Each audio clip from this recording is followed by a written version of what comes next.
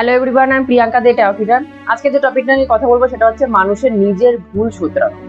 আমরা জীবনে চলার পথে প্রচুর ভুল করে থাকি এবং সেটাকে না আমরা নিজেদের ভুল মনেই করি না।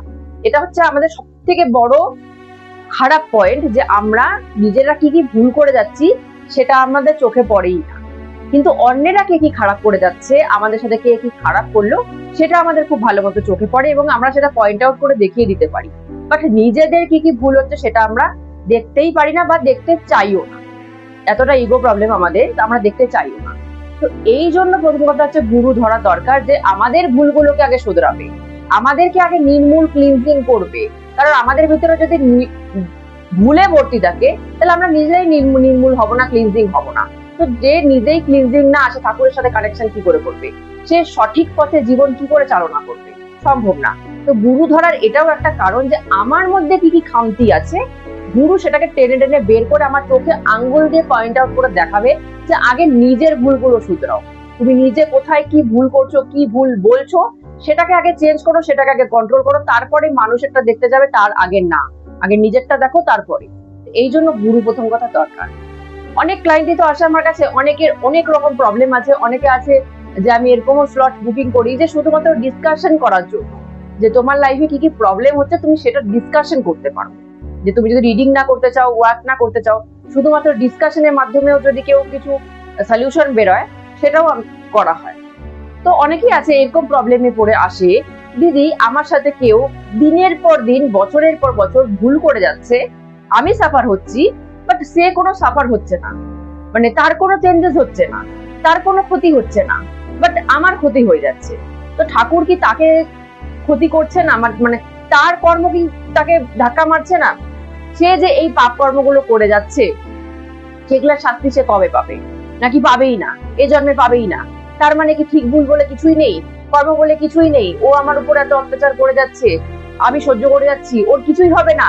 মানে মানুষ না নিজেকে ছাড়া অন্যকে নিয়ে এতটা ব্যস্ত, অন্যের কর্ম দেখার জন্য ব্যস্ত, যে ও আমার সাথে এটা করেছে, ওর কবে খারাপ হবে আমি দেখার জন্য বসে আছি। মানুষ অন্যের কর্ম দেখার জন্য বসে থাকে ওয়েট করে। মানে মানুষের মেন্টালিটি, চিন্তাধারা এরকম লেভেলে চলে গেছে। নিজেরটা তো ছেড়েই দাও, অন্যেরটা কবে কি হবে সেটা দেখার জন্য মানুষ হাঁ করে বসে থাকে। আর যখন দেখে যে না, অন্যের কিছু চেঞ্জেস হচ্ছে না, তখন ঠাকুরের উপর থেকে মন উঠে যায় যে ও এত পাপকর্ম করেও ভালো আছে, তার মানে ঠাকুর বলে কিছুই নেই, ঠাকুরের বিধান বলে কিছু নেই, ওর দিকে ঠাকুর দেখছেই না, ও তো খুব ভালো মতো পাপ করে বসে আছে, তার মানে যারা পাপ করে তারাই খুব ভালো থাকে। মানুষের মেন্টালিটি গুলো এইভাবে ঠাকুরের থেকে দূরে সরে যায়। কিন্তু কর্মার প্রচুর রুলস রেগুলেশন আছে, যে এইভাবে কর্মা ওয়ার্ক করে। কর্মা সবসময়, মানে যে খারাপ করলো তাকে সবসময় সাথে সাথে যে ধাক্কা মারবে সেটা কিন্তু কর্মা করে না। কর্মা আগের জন্মের রুলস দেখে, আগের জন্মে তার কি খারাপ আছে, তার কি ভালো আছে সেটা দেখে বিচার করে। এ জন্মেরটা হিসাব পরে আসে, আগে আগের জন্মের গুলা ক্লিয়ার করতে হয়, তারপর গিয়ে এ জন্মেরটা শুরু হয়। মানুষ এগুলো বোঝেই না। প্রথম কথা হচ্ছে আমাদের আগের জন্মে সবারই ভালো কর্ম খারাপ কর্ম দুটোই আছে। আমাদের যে শরীর, সেটা অর্ধেক ভালো কর্ম অর্ধেক খারাপ কর্ম নিয়েই তৈরি। সুতরাং আমরা আগের জন্মের ভালো কর্ম উপভোগ করি, খারাপ কর্ম উপভোগ করি। এবার আসি এই জন্মের কর্ম। এই জন্মে যদি কেউ কারোর উপর অত্যাচার করে যাচ্ছে, কারোর উপর খারাপ কিছু করে যাচ্ছে, যেটা করা ঠিক না, অনৈতিক কাজ করে যাচ্ছে, তো সে ভালো আছে সেটা কিভাবে, সেটা ডিসকাশন করছি। সে কিন্তু কিভাবে ভালো আছে? মেবি হতে পারে তার আগের জন্মের কর্ম খুব ভালো, তো আগের জন্মের কর্ম তাকে বাঁচাচ্ছে, তাকে কোনো শাস্তি বেঁধে দিচ্ছে না। কিন্তু যেদিন তার আগের জন্মের কর্ম শেষ হয়ে যাবে, সেদিন তার এ জন্মের কর্ম স্টার্ট হবে, সেদিনকার থেকে ভুক্তভোগী সে শুরু হবে। এবার আসি, অনেকে বলে যে একটা মানুষ সারা জীবন খারাপ করে গেছে, মৃত্যু তার, সে মারা গেছেন কিন্তু সে কোনো কিছু ভুক্তভোগী হয়নি। তার খারাপ কর্ম, এই জন্মের খারাপ কর্মটা সে ভোগেই নি।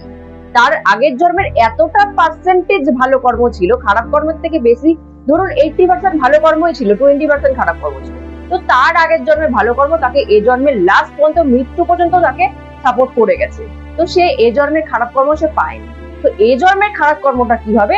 নেক্সট জন্মে তার জন্ম হওয়ার পর থেকে শুরু হয়ে যাবে। তো সেটা যদি এখন আমরা দেখতে বসি যে কবে তার মানে খারাপ দিন শুরু হবে, নাই দেখতে পারি, কারণ সে হতেই পারে সে মৃত্যু পর্যন্ত ভালো মাধ্যমেই গেল, পরের জন্মে গিয়ে তার খারাপ কর্ম শুরু হবে, সেটা তো আমরা দেখতে পারবো না। পরের জন্মটা কি আমরা দেখতে পারবো? পারবো না। তো এ জন্মে তাদের ওয়েট করে বসে থাকার, অন্যের কর্ম দেখার কোনো দরকার নেই। হ্যাঁ, তোমার মন যদি ছটপট করছে যে এ আমার সাথে খারাপ করলো, আমার কি হবে, বিচার কি হবে। এটা যদি তোমার মন ছটপট করে থাকে তাহলে তুমি ঠাকুরের কাছে সারেন্ডার করে দাও যে এ আমার সাথে খারাপ করেছে, এর ব্যবহারে আমি দুঃখিত হয়েছি, এর ব্যবহারে আমার মন দুঃখ পেয়েছে, তো ঠাকুর তুমি একটু দেখে নিও। ব্যাস এইটুকুই সারেন্ডার করতে হয়। আমি কবে তুমি তার বিচার দেখাবার বসে আছি এগুলো বলতে হয় না ঠাকুরকে। কারণ ঠাকুর কারো কারবার, আমি বারবার বলি, কারবার মাঝখানে সে আসে না। তার ভালো কর্মা আছে, ঠাকুর তাকে চেয়েও খারাপ কর্মা তাকে দিতে পারবে না। চেয়েও বিচারের ভার ঠাকুর হাতে নিয়ে তাকে শাস্তি দিতে পারবে না, কারণ তার ভালো কর্মা বাঁচিয়ে দিচ্ছে। ঠাকুরও এখানে কিচ্ছু করতে পারবে না। সুতরাং ঠাকুরকে এভাবে বলার কোনো দরকারই নেই যে উনার বিনাশটা আমাকে দেখাও। একদমই করতে যাবে না এগুলো, উল্টো তোমারই কিন্তু ক্ষতি হয়ে যাবে। ঠাকুরের কাছে কারো কিছু খারাপ লাগবে সেটা শুধু স্যারেন্ডার করে দেবে।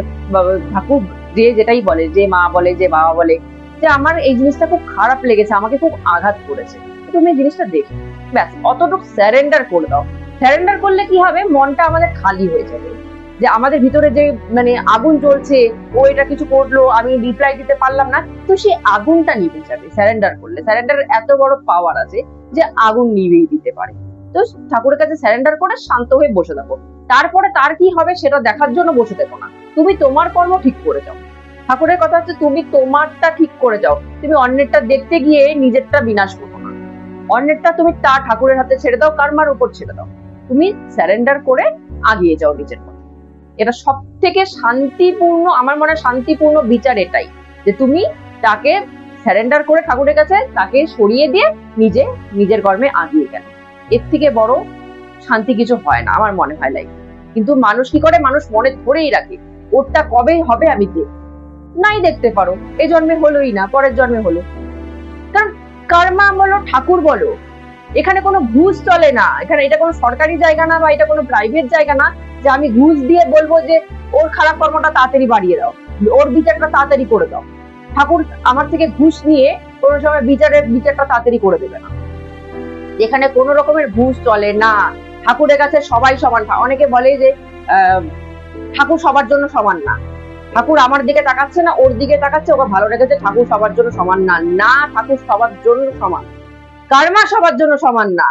তুমি কি খারাপ কর্ম করেছো, ভালো কর্ম, সেটা বিচার করো। ঠাকুর সবার জন্য সমান, ঠাকুর সবাইকে সমান ভাবে দেখে। ঠাকুরের কাছে কোনো বড় লোক নেই, কোনো ছোট লোক নেই, কোনো ভালো লোক নেই, কোনো খারাপ লোক নেই, সে সবার জন্য সমান, কর্মা সবার জন্য সমান। তো এখানে ঘুষ দিয়ে কোনো কাজ হবে না। ঠাকুরকে আমি প্রসাদ চড়াচ্ছি, এই চড়াচ্ছি, সেই চড়াচ্ছি, তুমি আমার কাজটা করে দাও। সে ঘুষ নিয়ে কোনো কাজ করে না, সে সরকারি জায়গায় বসে নেই যে ঘুষ নিয়ে কাজ করে। সুতরাং এগুলো যদি ডিটেলসে বলা যায়, প্রচুর কিছু বলতে হবে, প্রচুর অনেক ডিটেলস ভিতর পর্যন্ত ঢুকতে হবে, তারপরে গিয়ে বোঝা যায় যে কর্মাগুলো কি ভাবে কাজ করে, ঠাকুর কি ভাবে বিচারের ভারটা নেয়। যতটুকু আমার মনে হলো, যতটুকু আমি আমার জ্ঞান বুদ্ধি দিয়ে বুঝেছি, জিনিসগুলোকে বোঝার চেষ্টা করেছি, ততটুকু আমি শেয়ার করলাম। আজকের মতো এখানেই স্টপ করছি। জয় গুরু।